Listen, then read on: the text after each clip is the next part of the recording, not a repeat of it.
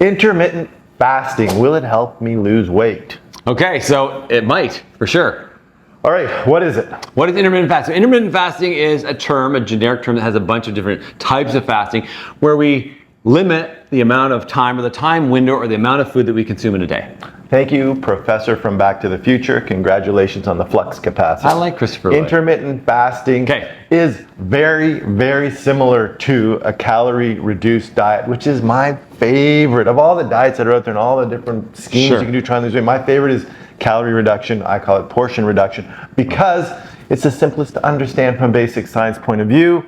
The first law of thermodynamics basically says energy cannot be created or destroyed. It can only be converted from one form to another. Right. So if you eat a certain amount of energy and you put out more energy, you will lose weight. Lucky for you, the body is not 100% efficient. It is a machine, so you can eat more calories than you put out because you're losing some because of inefficiencies, chemical processes, heat, etc. However, basically calorie reduction means eating less energy than you're putting out, which will result in reduction of fat because all your fat is energy stores. So that's a bumper sticker you can have. I'm not overweight, I just have a lot of energy because your fat is your energy. Literally no one is getting that bumper sticker. I think it would sell. So reducing the amount of energy you take in and increasing the amount of energy you put out will result in weight loss. Right, so when you're talking about fasting, you're trying to get in a calorie reduced state, it serves two purposes. One, to reduce your weight for health, or two, if you're someone who's a physique athlete or a bodybuilder and you want to get shredded, you want to, don't say shred, you want to reduce the amount of fat they have, and that's one way to do it. I was going to say eat your shreddies. Eat your shreddies. So there are three main types. If you're bodybuilding, don't get upset. We're not talking about, this video is not for you. This is for people who are trying to reduce their weight. Intermittent fasting. Now, intermittent fasting is different than just a calorie reduced diet.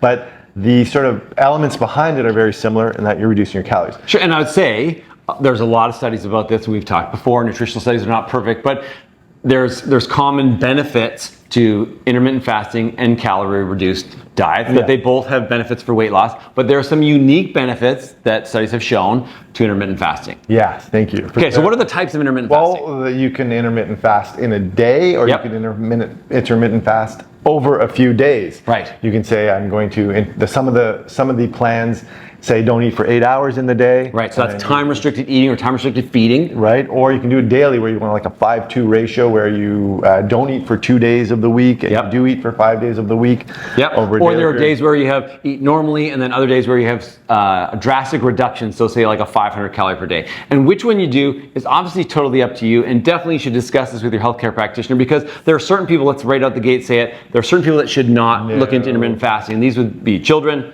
pregnant breastfeeding mothers, people that have a history of eating disorders or other metabolic conditions, particularly insulin-dependent diabetes. Yes, if you're insulin-dependent diabetes, you can't safely do this. Right.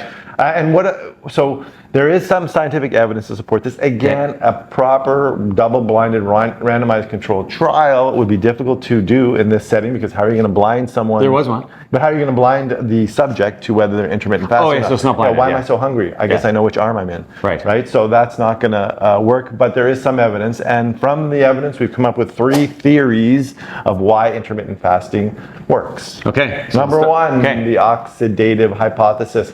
It has to do with how your mitochondria, which are the powerhouse in your cells, how they process chemical processes and what they put out, and they put out less free radicals. But basically, it's an oxidative hypothesis that indicates why you lose weight with this. Number one. Number two, circadian rhythm. So even as not very far back, even to like the 70s, we didn't have unlimited access to food. So people had breakfast, lunch, dinner. There was a lot of not snacking. And after dinner, we stopped eating. So those people already were intermittent fasting. So dinner was typically earlier, but they didn't eat at 9 p.m. They often ate at 6. And then they got up at work at 6 or 7. So you're already having a 12 or 13-hour window where you were not fasting. So this restored a more normal cycle, 24-hour cycle, to what it used to be, where we didn't have unlimited access to food. And this has significant benefits for your health. Right, and it's actually thought that our organs have these rhythms inside them, and we're just sort of realigning the circadian rhythm because a misalignment is bad for you. So and when you say organs, we're mostly talking about the liver, really, right? Well, liver and apparently skeletal muscle and other organs. Thank you very much, Uber Eats, for messing with our circadian rhythm. Seriously. The third hypothesis is that these intermittent fasting procedures, protocols, they induce your body into a ketogenic state, and a ketogenic state converts your physiology from fat storage to fat usage. Right, so fat usage eventually converts it over into ketones. So normally when we eat, that provides us with glucose. So then our body releases insulin, and then insulin is the driver of sugars into our cells for use, as well as later on for storage.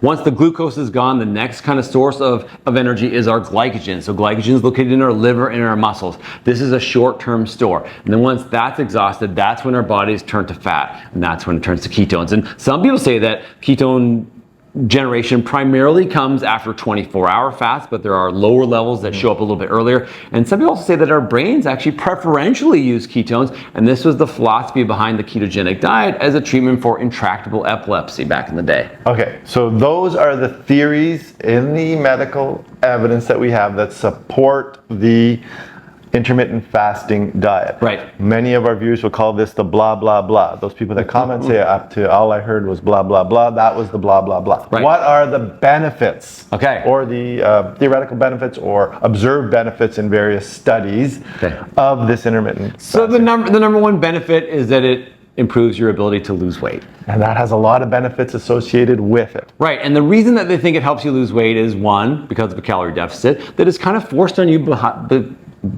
because of this narrower window of eating.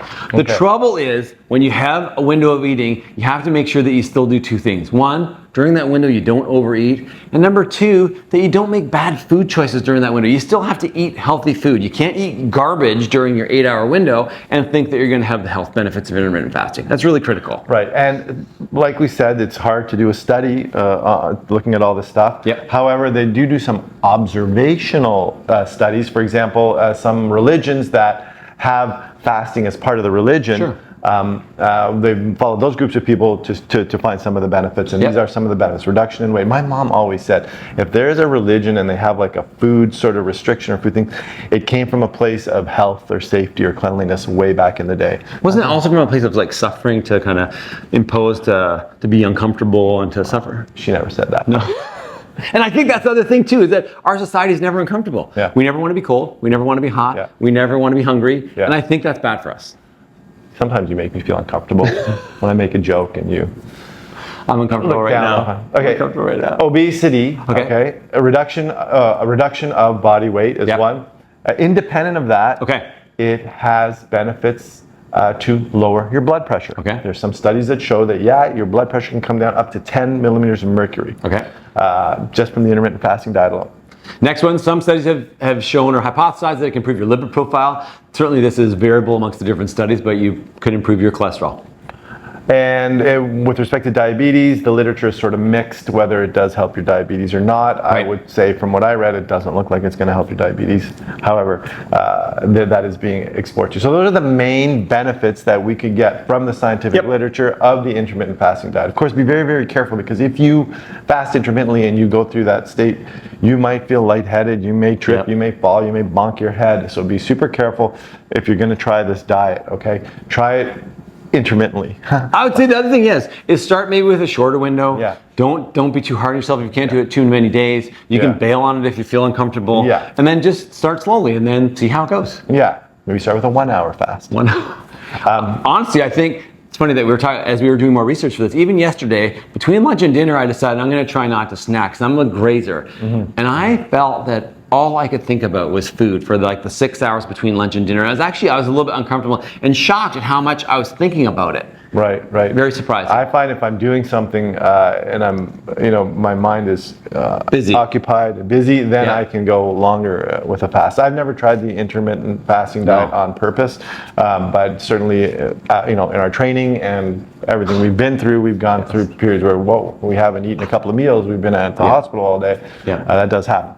Again, my favorite is a calorie-reduced diet and not an intermittent fasting diet, but this is the skinny on the intermittent fasting. And if you like this video, please like it, subscribe to our channel. And remember, you are in charge of your own health and you're in charge of what you eat. We'll see you next time.